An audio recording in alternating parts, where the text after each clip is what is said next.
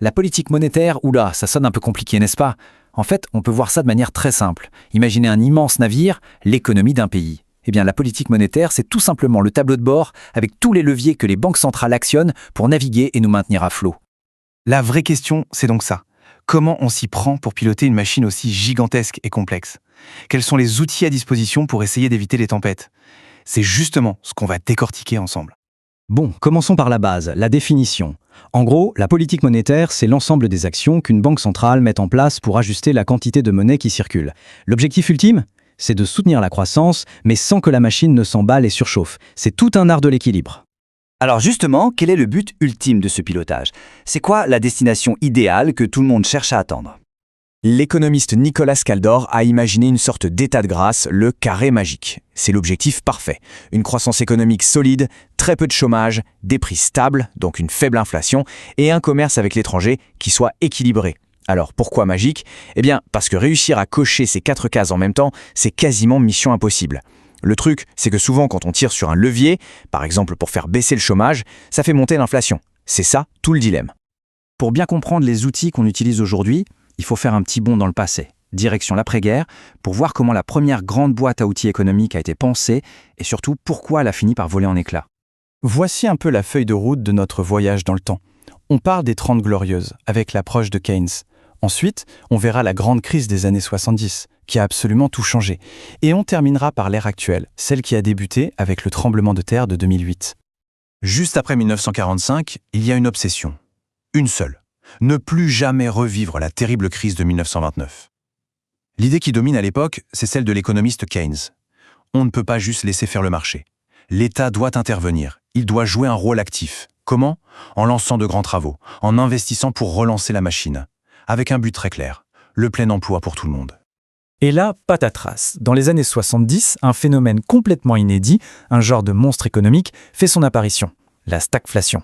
Jusque-là, on pensait que le chômage et l'inflation, c'était comme les deux plateaux d'une balance. Quand l'un monte, l'autre baisse. Sauf que tout à coup, les deux se mettent à grimper en même temps, notamment avec le choc pétrolier. Et là, la boîte à outils keynésienne, qui était faite pour combattre soit l'un, soit l'autre, se retrouve complètement dépassée. Alors on fait quoi quand les vieilles recettes ne marchent plus? Face à cette impasse totale, une véritable révolution intellectuelle va avoir lieu.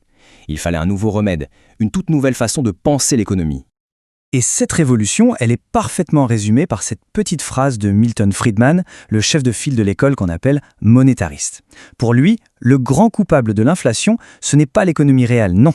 Le problème vient d'une seule et unique chose, on a créé beaucoup trop de monnaie. Et là, c'est un virage à 180 degrés, vraiment. L'objectif numéro 1, ce n'est plus le plein emploi, mais la stabilité des prix. La priorité absolue, c'est de tuer l'inflation. Et pour ça, la méthode change radicalement.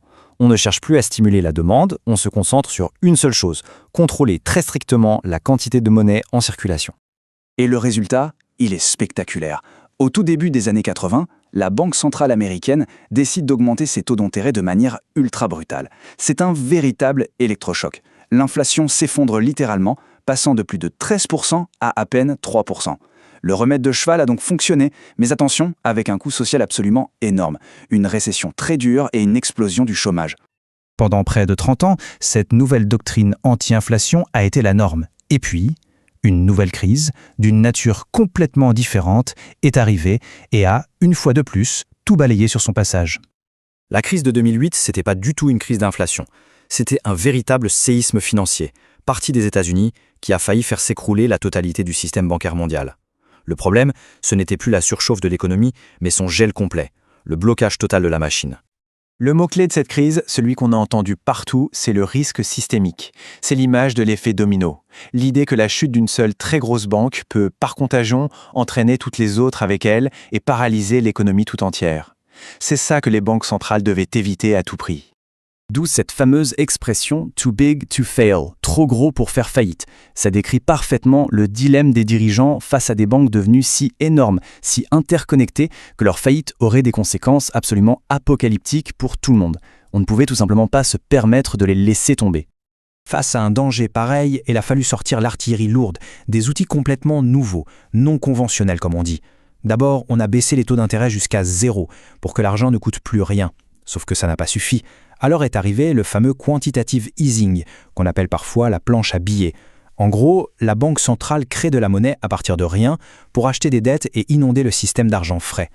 Et enfin, les banques centrales se sont mises à beaucoup communiquer, à annoncer leurs intentions à l'avance pour rassurer et orienter les marchés. Toutes ces crises, les unes après les autres, ont profondément transformé le métier des banques centrales. Aujourd'hui, elles ne sont plus seulement les gardiennes de l'inflation. On a redécouvert un rôle qui existe depuis le 19e siècle, mais qui est devenu absolument vital, celui de prêteur en dernier ressort. Qu'est-ce que ça veut dire? Ça veut dire qu'en cas de panique générale, quand plus personne ne veut prêter d'argent à personne, la Banque centrale est la seule institution capable d'ouvrir les vannes pour fournir les liquidités nécessaires et empêcher le blocage total du système. Le mandat d'une banque centrale moderne est donc devenu bien plus large. Il s'agit maintenant de veiller à la stabilité financière dans son ensemble, de maintenir la confiance dans la monnaie et bien sûr d'être prêt à intervenir en cas de crise. Et pour pouvoir faire tout ça correctement, un principe est devenu sacré, l'indépendance par rapport au pouvoir politique. L'idée, c'est d'éviter que des décisions cruciales soient prises pour des raisons électorales de court terme. Finalement, l'histoire de la politique monétaire, c'est une succession de crises, de remises en question et d'innovations. Chaque grand choc a forcé les pilotes de l'économie à réinventer complètement leurs outils. Alors, la question qui reste, c'est, face aux immenses défis actuels, que ce soit le climat, la géopolitique ou de nouvelles bulles financières, quelle sera la prochaine rupture? Quelle sera la prochaine crise qui obligera à tout repenser, une fois de plus? Parce que cette histoire, visiblement, elle est loin d'être terminée.